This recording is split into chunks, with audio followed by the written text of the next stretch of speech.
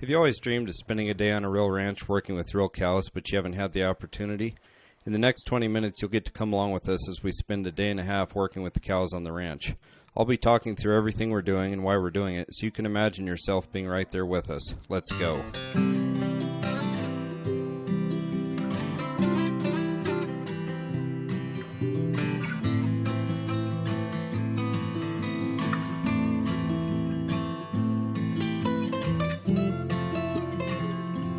Alright, here we are. We start out this day in the afternoon. We're up in the high country part of the place. This place is several hundred acres. I don't remember the exact number. It's probably close to 1,000 altogether.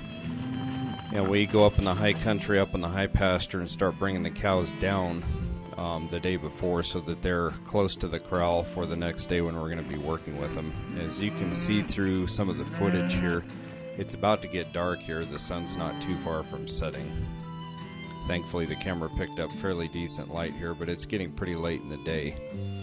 And if we did this the first morning, it would, the morning of when we're actually trying to do the work, it would just take a lot of time.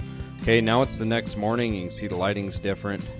We're using the dogs, and we're on foot pushing the cows down. Now, I really prefer to be on a horse for this, but due to a bridge being out on the highway, we were not able to haul my own horses up here for the job, and my dad's horses that were already here are getting kind of old, so we just decided to do it on foot and then kind of travel around on the four-wheelers and side-by-sides, which is not the way I preferred to do it, but given the circumstances, that was what was needed. We got really good cow dogs as well. Our border collies are a huge help in getting the cows where they need to be. This dog I'm working with here is Sassy, and she's a dog that we've trained and raised, and she's just been a huge help to us. My dad also has a couple of his dogs you'll see later in the video helping to get the cows. So we're just kind of getting them all gathered up here, the whole herd. It's bunch of cows and calves together. Here they're crossing the creek. Calf jumps in the water right there, and it's just part of life crossing the creek. The cows often are drinking out of creeks or ditches or canals. They're used to water. It's not a big deal to them. They are used to it and enjoy it. Here again, having a four-wheeler side by side or a horse is easier for us humans to get across here without getting soaked. The dogs love it. The cows like it, and got a good friend Jeff here on his four-wheeler, my son Rio, and I'm in the back there, and we're crossing the creek in the four-wheeler here to keep up with the cows. Here the cows are just coming through another gate into the next pasture. This pasture is the pasture right next to the corrals. Here's my dad's dog taking off after the cows. A couple of them were thinking about leaving, and they're going to go up there and push these cows back over to the herd and get them headed up towards the corral. We're going to try to keep this video fairly fast-paced here, so you're not seeing everything that happened. You're just seeing what I thought would be interesting to you.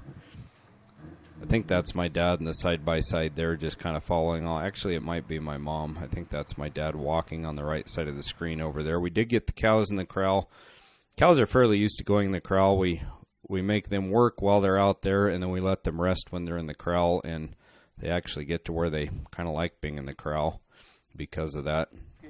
Here we're just hanging out with friends after we got them in, and you'll see more of them as the video progresses, and I'll introduce them. Here's one of my dad's dogs working again and getting the calves pushed on up there. I got to go grab some other stuff.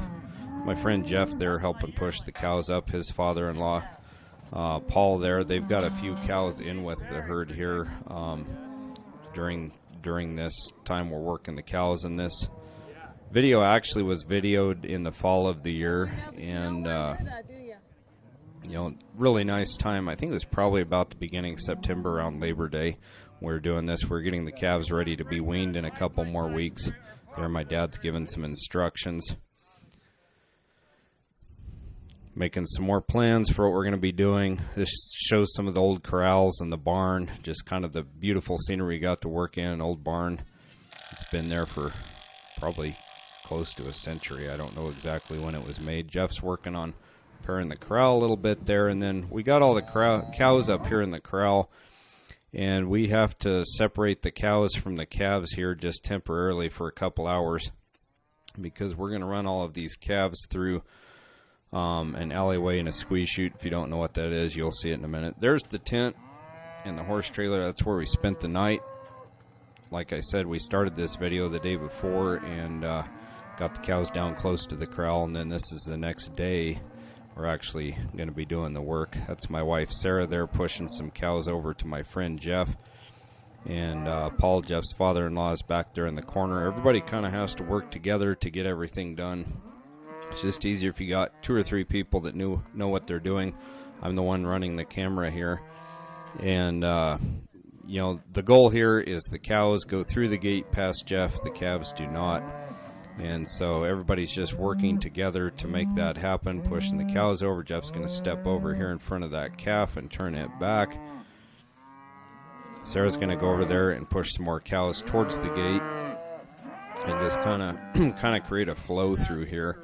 And, you know, sorting cows off is you know, a lot about body position, using your body language and reading what the cows are thinking, where they're going to go, and moving your body to block them or let them through, either one. Now, this is something we do with the cows on a somewhat regular basis, so they're fairly used to it, but the calves definitely want to go with mama. And anytime cattle are moving, cattle are a herd animal, and they just really want to be together. So all of these animals, once they see 1 or 2 going through, man, they're like, boy, we want to go. And occasionally here, I don't know, maybe it'll show it in this video, I can't remember, you'll see a couple cows try to come back. So I go, well, I left my calf up there, I better go get it. And you will hear quite a bit of the cows bellowing, bawling, calling back and forth to each other here. They really want to be back together once they're separated. And so, like I said, they're only going to be apart for a little while, but we got them all sorted out here, and these are the calves. We're going to be pushing up further up to be able to run them through and do the work of getting them ready to be weaned. Excuse me, we'll be talking through that a little bit later as well. And my friend Jesse here on the left side of the screen, I'm over here chasing down this renegade calf with my dog, and there is a big hurry to get the calf back up there, because if it doesn't get with the rest of the calves before they're out of sight, it's going to really freak out and really want to run back to mom. So that was the big hurry there, to hurry and get that calf back with the rest of his buddies, because if he's by himself, he's just going to freak out. So here we are. Jeff is starting to bring the first calf down here.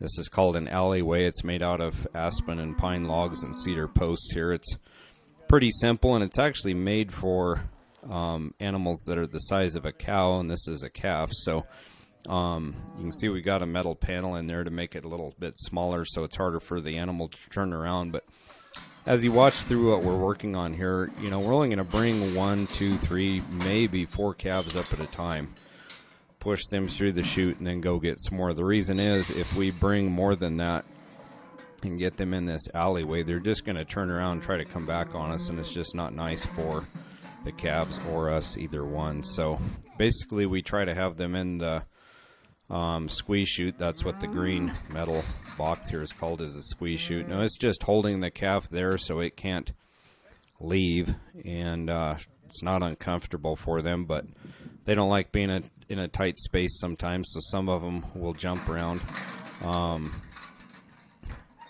They're just getting some shots here to hopefully prevent some disease in the future, and trying to avoid saying the V word because YouTube doesn't seem to like it. But most every human's gotten some of them, and the cattle, quite a few of them do as well. How effective are they?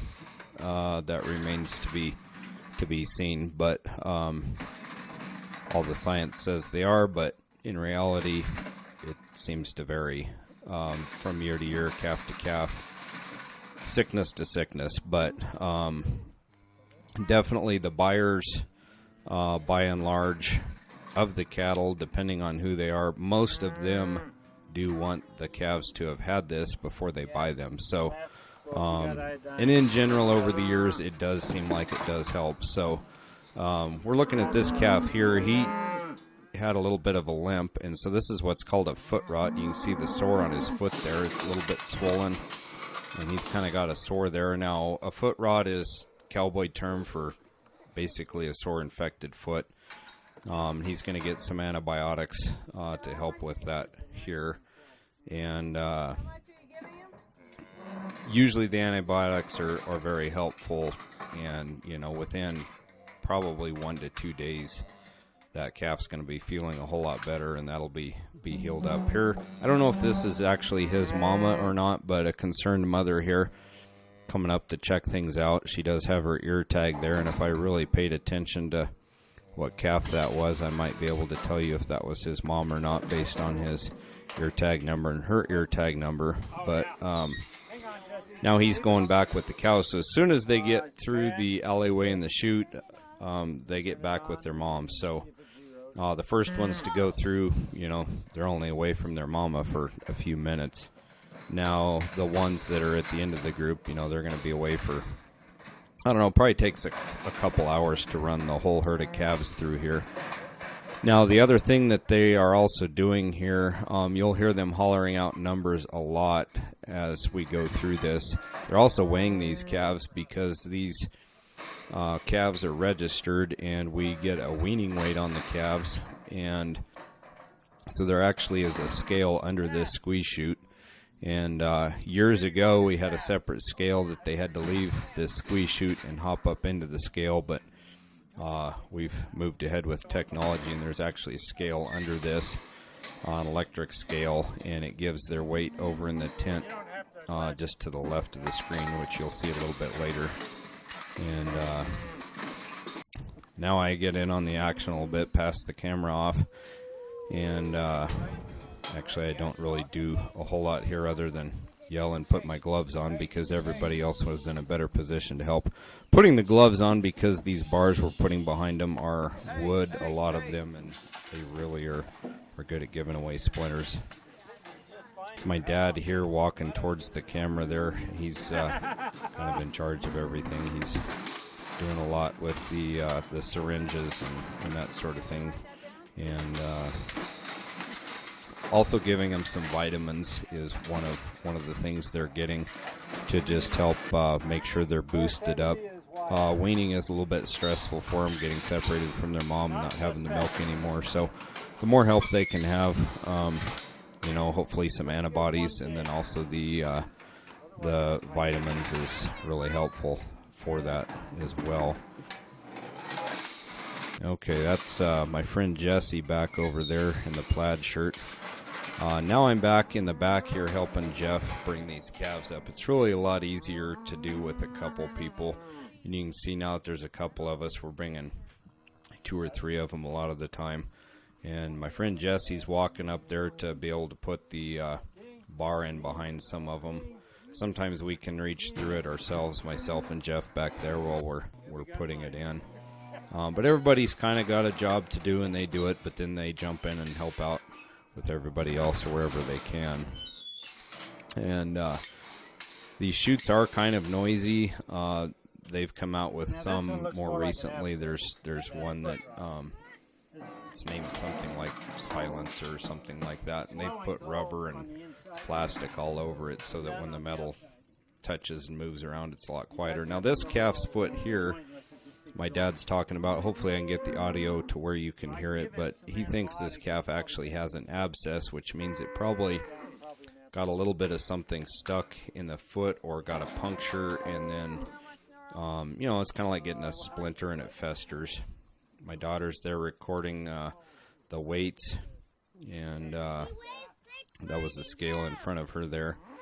And we try to get everybody involved, our friends and family. My friend Jesse there, been friends with him for around 20 years. My mom there, wearing the rubber gloves. She's keeping notes on everything, and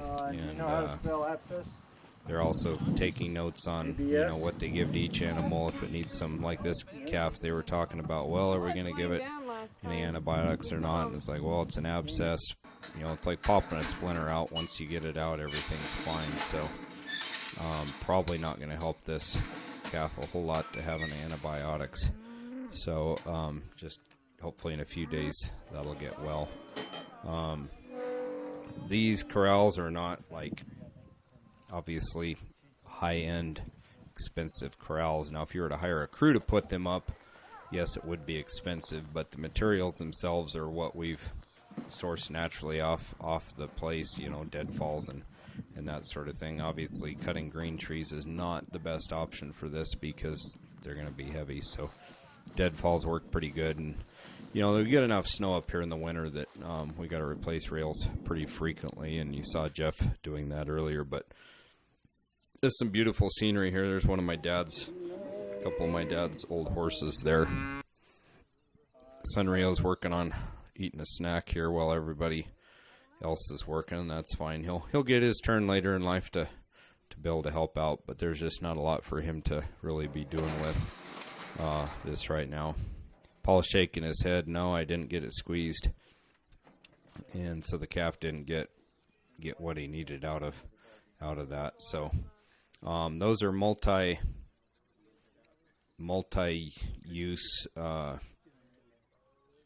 I don't know what you want to call them, a syringe or whatever, and they got a plastic tube that we attach to the end, and that just makes it easier around this metal chute that, you know, we're not damaging the animal when the needle goes in at all. You know, if we had the needle right on the end of the syringe, you know, it might get jostled around and poke them unnecessarily. So that's just a nice way to help that work a lot smoother. Jesse's trying to let this calf out. The calf was really pulling against him there, so he had to open the chute a couple different ways to finally get the calf's weight off of it so he could get it open. Here we got a couple new ones moving in here, and as you know, a couple of these here and there, you'll hear him yell, that one was fast or that one's wild. We just keep track of, I don't know what Jeff's measuring there, but I can't remember. We were telling a good story, whatever the case, but you know, back to the writing down, this one's wild or that one's a little fast or whatever. We just keep track based on their number, what the animal's working like. Okay, here we're running up behind them because it's easier to hurry them on up here, and they moved nicely down the alleyway there because we kept up with them. If we get too far behind them, then they're just going to try to turn around and run over the top of us, which is not going to be nice for them or us. So one of the other things okay, I'll explain that here in a minute, but what we've got going on here, one of the cows, there's a little miscommunication and a gate got left open. Anyway, this cow ended up out kind of by the tent instead of in the corral, so we worked together here, us and the dogs, to get her back with the herd there. But what you hear a lot going on here, okay, I guess I'll talk about that in a minute. What we got going on here, this cow here, she's got a hoof rot, which we talked about earlier there. I dropped my phone again. My phone case had gone bad, and about 3 times in a row I dropped it. And here we are trying to get her up to the chute by herself, but as you can see, we regroup here in a minute and go, well, she's... Usually the cows are calm enough, you can kind of work through it with them, and if you dance back and forth with them a couple times like Jeff and I were doing there, they go, oh, okay, well, I'll just go up where you want. Well, she wasn't having any of it. Her foot was probably not feeling good, and she's like, no, I just got my baby back. You guys aren't taking me anywhere. So what we did here is we just got a few more of us and got a few friends to take with her, a few other cows and calves, and none of them were real excited about going either. Like, hey, we just were up there. Why are you taking us up there again? But we need to get a little antibiotic in that cow to help her foot feel better.